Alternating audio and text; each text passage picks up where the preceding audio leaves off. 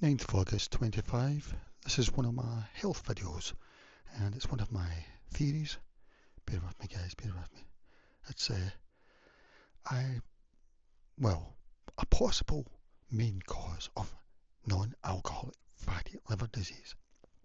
I'm saying it could be gut over-fermentation, where you've got too much fermentation in your gut. And this is just a theory. No one will agree with me as far as I know. Maybe some will, but mainstream won't at all, No doctor you go and see would. So yeah, apparently NAFLD is very common, 1 in 3, non-alcoholic fatty liver disease. It's people who get fat sort of growing in their liver, and for most of us it's harmless. I mean, I've actually got it myself. Well, that was about 5 years ago from a gut scan, basically, just an ultrasound, really. I think everybody should do that at points in their life. We should get a sort of full screen every 5 years or something, in my opinion. And in the future, we should all do our whole genome. We should all know all the things we're prone to, all the disorders or whatever, because we've all got weaknesses, even if we're not totally severe in something. We might be a mild or a carrier, of something. Apparently, like 5% of people carry the really severe cystic fibrosis things, for example, So really, you don't want to match up with someone else that's carrying that, really, I would. Or at least you want to know the risk. Back to this anyway. I think everyone should screen the earth. And my theory is, could a lot of the gut of the non-alcoholic fatty liver disease cases be caused by gut over-fermentation? And that's because it produces, over-fermentation produces alcohols. Candida, a fungus, produces ethanol, which is pure alcohol. But you've got other alcohols as well that can be produced from bacteria. And if you've got gut over-fermentation, in a way you've got a mild case of drinking all the time, really. Every time you have a sugary meal or a carb meal, you're giving it a big feast. Then it all dies off, then it feasts again in the next meal, etc. So this is the concept I'm introducing to you, or maybe. That could be fungus, like candida. A lot of times it is. If you've got thrush anywhere, I would guess that maybe your gut is acting as a vat of candida, and you've probably got gut fermentation in there. Possibly just the colon, the lower intestine, or the large intestine as they call it, or if it's sneaked up into the small intestine, which should be relatively free of any type of microbe, because that's where you do most of your absorption of your foods. So you want that to be relatively free, or else you're competing with it. And that's what happens. This candida, it feeds off sugar, it produces ethanol, and you end up getting a wee bit of alcohol in your system. So, yeah, I don't think doctors believe in this, mainstream doctors, etc., but I think if you've got thrush anywhere, in your tongue or anywhere else, even in your nails and that, you might have, it might be your gut is where the main source is, it's acting as the main source of the gut, of the fungus. Controversial, but not really, but yeah, apparently it is. Or that you could be bacteria, and really it's just your gut flora out of control. I mean, your gut flora should be mostly in your colon, but it can even get out of control in there, so there's just too much, and you'll get a lot of wind, a lot of gas, stuff like that. And then it can also sneak up into your small intestine, and you can get a wind, gas. You might get a lot of burping if it's up there as well, because it's going up the way. Because some people are prone to lactic acidosis, and this is people with a short small intestine. The small intestine's too short, and the gut bacteria may be at the bottom of your small intestine. Because you've got a short small intestine, it's going way up to the very absorptive area at the top of your gut, and it's competing with you. It's eating your simple carbs. It's producing D-lactic acid, and you're overdosing in that basically, and it's very hard for the body to break that down. It can break down L-lactic acid easily. That's the one that you get from exercise, but D-lactic's a different build, and it takes a long time for it to break that down. And those people can really have really bad episodes. They can end up in hospital with acute, they can die of it actually, an acute attack. It's very serious for them, people with short. But to me, it just proves the principle, really. So I think there's a lot of people, even if you've got a normal length small intestine, you may have too much bacteria in there and you're prone to D-lactic acidosis. Not enough to give you an acute episode, but enough to make you feel a bit strange. So people who feel bad on probiotics, yogurt, things like that, you've probably got a problem with small intestine bacterial overgrowth, I think. So yeah, back on to this anyway. Yeah, I would say if you've got a bloated gut, that's a definite sign you've got too much fermentation going on there. Because I think people like that have got permanent fermentation going on, and it'll show up in a gut ultrasound, something like that. But when do you get a test like that? We should all have a test like that to find it. If you get a lot of gas easily, if you feel drunk even maybe, just a little bit, because basically you're producing alcohols all the time, it's like drinking a poor quality moonshine or something like that, well, I think anyway. And I think this is an epidemic. And I'm saying that it might cause non-alcoholic fatty liver disease, which I suspect a lot of women probably have because they're more sensitive. I'm saying it's an epidemic. And if you want to read more about this theory, read Dr. Norm Rubelard's theory, which is really the same as what I'm saying here, although he focuses on bacteria, your normal gut flora, because he kept getting burping all the time when he reached his 30s.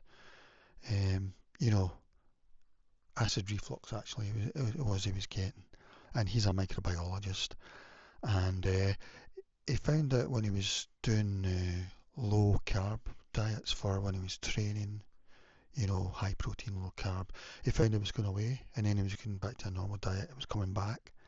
And because he was a microbiologist, he realised that this could be gas, basically it's causing this gas coming up, and he feels that that's the case. He's very interesting. It's worth reading his stuff, the fast track diet and all that. Yeah, really interesting.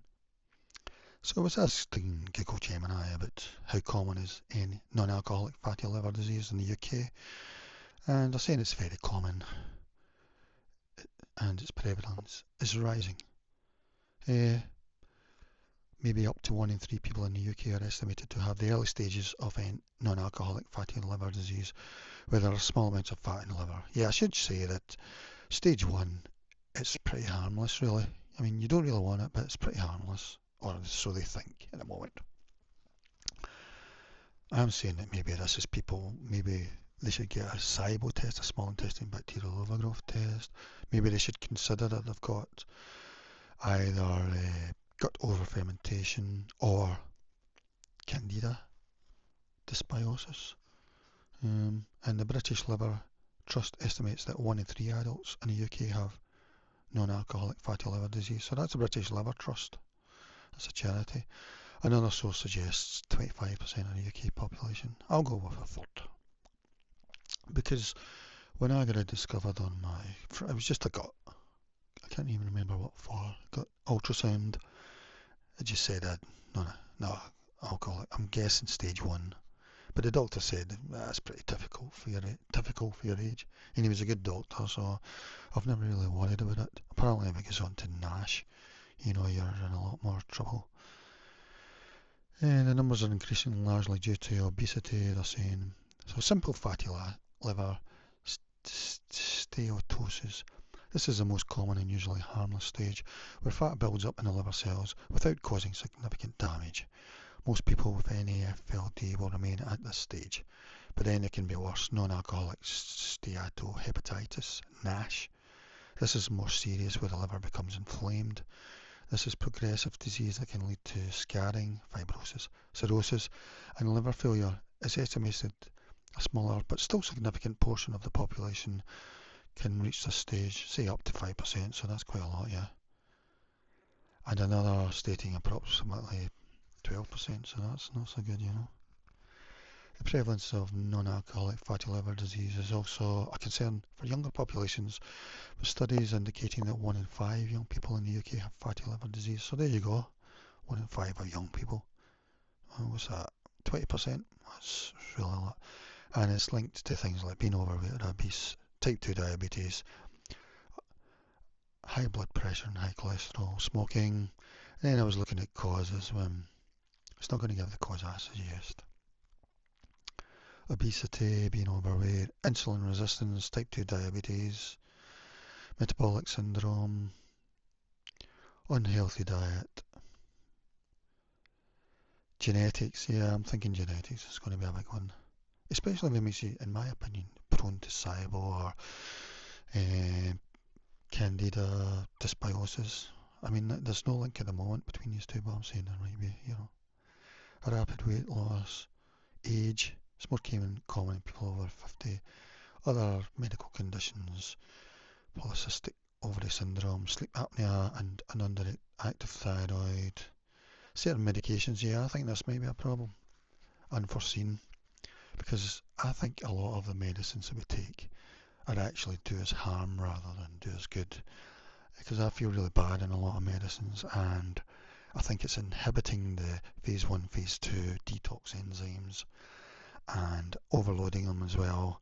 This is an unlooked at thing. We're not all the same. We shouldn't all get the same dose. We should all get doses to match our genetics, especially in the phase 1, phase 2 detox enzymes. Yeah, just done a video on that recently. And gut over-fermentation, yeah, this is what I'm talking about. It could be known as auto-brewery syndrome, if you might call it that, or gut fermentation syndrome. Yeah, okay. Is that what I said? Can't remember now. Yeah, I said over-fermentation. Yeah, I say that just to get the idea that it's a normal gut flora, but it's got too much food and it's overgrown. Maybe just in the colon where it's meant to be, or it's moved up into the small intestine as well. And yeah, I think a lot of us permanently have that, especially with the high sugar diets that we've got now, because of too many carbs, even complex carbs and sugars, producing ethanol. Well, that's mostly gut candida that produces that, but you can get other alcohols from the bacterial ones, the gut flora. Yeah, so it's dysbiosis really, and several factors. ABS, yeah, I think people are just prone to it. Some are saying for type 2 diabetes, obesity, probably Crohn's disease and short bowel syndrome. That's the one I was telling you about. Chronic intestinal obstruction. Yeah, I don't know about that. Liver dysfunction. Yeah, that's what I was saying, yeah, but I think it may be the other way around. I think it might be the gut flora overgrowth causing the NAFLD, not the other way around. Yeah, diet high in carbs and refined sugars. I mean, everyone's got that in the West now, really, you know. Antibiotic use, yeah. Genetic factors. Yeah, it could be, yeah, so, yeah. I mean, this is extreme slurred speech and disorientation. I'm saying that most of us will have a very, as if I would say, half a glass of wine, 24/7, basically. Drowsiness, fatigue and brain fog, dizziness and imbalance, mood swings. I mean, who hasn't got that really, I would say, you know.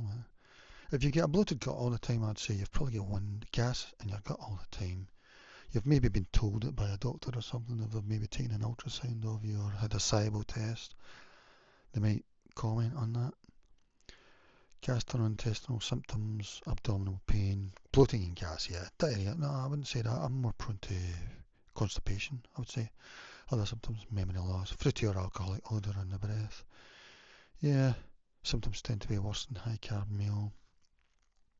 Yeah, no, I don't think it's rare. I think it's quite common. Yeah, if it's candida, you need antifungal. Well, you don't need it, but it's wise. But I think most actually probably have the bacterial type.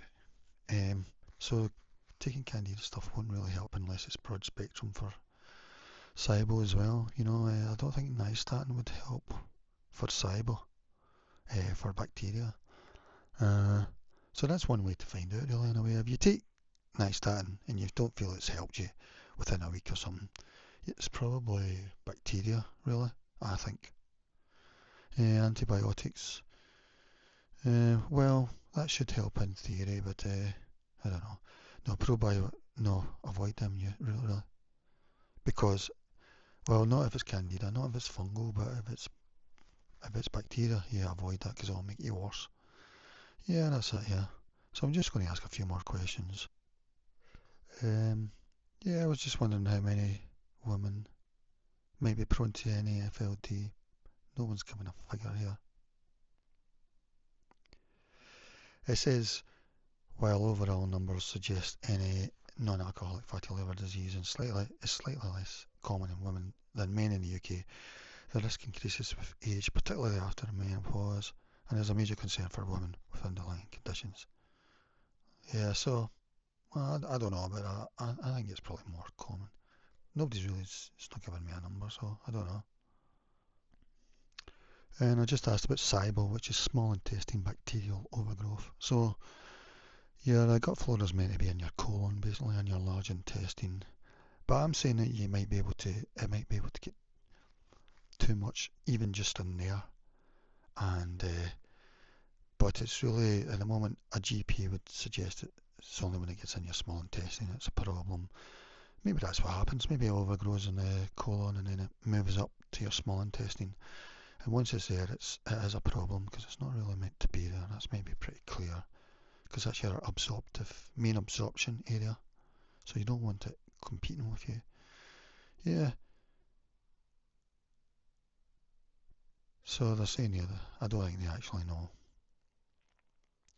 It's challenging because there isn't a national registry a large scale. See, this is so frustrating. Why don't Western countries, or any country but well-developed countries, have registries for these sort of things? Why don't they have research centres for something like this? You know, places of excellence for treatment, etc. Because you're going to save money in the long term. Because a lot of people who have these problems are going to end up in welfare, so you end up paying anyway, or else they can't get welfare, but they're a burden to society, either because they're working and they're a burden to our workforce, or they're homeless or whatever, you know. So they might start drinking, etc. SIBO and IBS. It's saying that maybe 80% of people who meet the diagnostic criteria for IBS may actually have SIBO. So there you go. I mean, I think it's probably more likely the other way around. It's people with SIBO actually have IBS rather than people with IBS. Only a big part of them have SIBO, you know. I think it might be the other way around. With an estimated 13 million people in the UK suffering from IBS, this suggests that the number of people with SIBO could be in the millions. Yeah, because the thing is, IBS and chronic fatigue syndrome are just umbrella, or just last stop umbrella things. Or I don't know what's up with you, so we're just going to call that irritable bowel syndrome or chronic fatigue syndrome because we don't know what's up with you, you know. And I think the root causes of things might be things like SIBO, small intestine bacterial overgrowth. Most of these cases will be because a person's prone to it because they're maybe genetically sensitive. I think maybe to do with the detox phase 1 and phase 2, that's where my interest is. I may be biased in that because a lot of them might be to do with the immune system and that. But yeah, if you've got gas and that in a bloated gut, you probably get some sort of SIBO or large intestine overgrowth in my opinion. Whether it's bacteria or candida, I don't know. If you're prone to thrush, it's a good chance it may be candida in my opinion. If you're not, it might be bacteria. If you feel worse than probiotics, might be more likely bacteria. So they're saying 30 million people.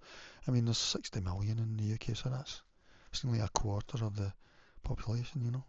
And that's IBS. So a lot of these people will be on welfare and stuff, you know. So it'd be a lot cheaper to set up a clinic of excellence for IBS and therapeutic centre, you know, rather than what we've got just now, which is just GPs and just a shambles, really. Anecdotal papers and stuff.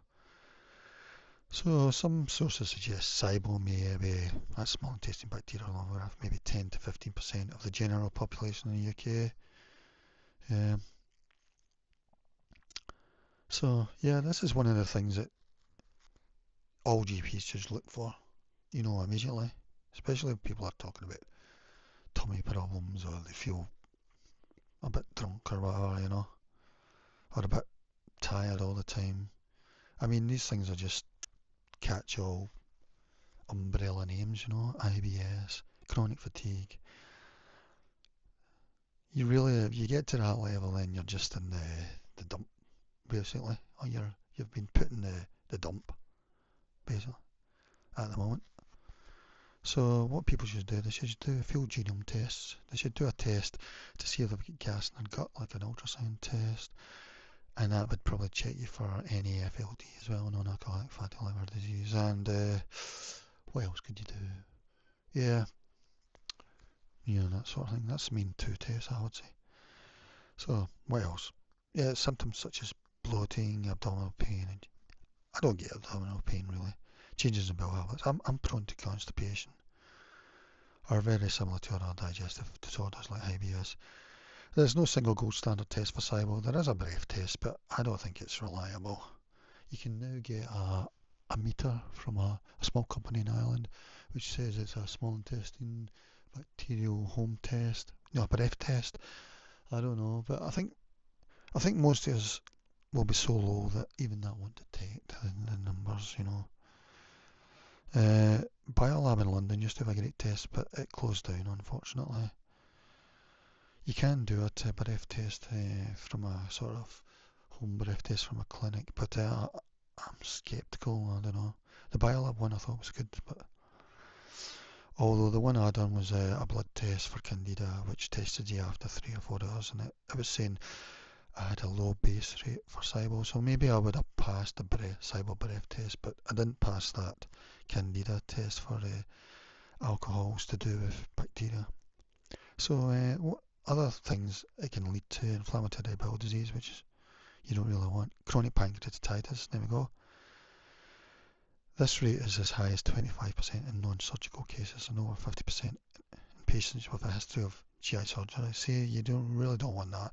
That's an inflamed pancreas, and it's in maybe a quarter have got that. I don't know. Inflammatory bowel disease, the prevalence of SIBO and IBD. Well, that's inflammatory bowel actually, but it's saying maybe 30% have SIBO in that case. Yeah, this is just things you want to look out for, I think. Alright, and I think that Dr. Norm Robillard's worth looking at. I only discovered him about a year and a half ago. I came to that conclusion myself, that it was more likely it was bacteria for me, and keeping a low carb thing, although I've done away with a lot of complex carbs, but I'm still finding it hard to do away with sugary things, and I think the reason is the microbes want it. It's not me that's wanting it, it's the microbes. So basically your gut microbes control you. They control your diet, and they want mega feasts all the time. Then they'll party, and you'll have lots of wind or whatever, and then they'll all die. So you'll go through the party and die. The party and what would you call it? Not a slaughter, it's a mass die off every day, maybe twice a day or whatever, So it's just something to think about. If you look at Dr. Norm Robillard, he's interested on this. And so am I, actually. I think I'm even better. But there you go, okay. And now it's time to wind down and relax. Relax and take all this information in. Take in the information. Relax. Take a moment to relax. Relax. Oh, I'm starting to. I done this the last time. I started to make it. No, relax.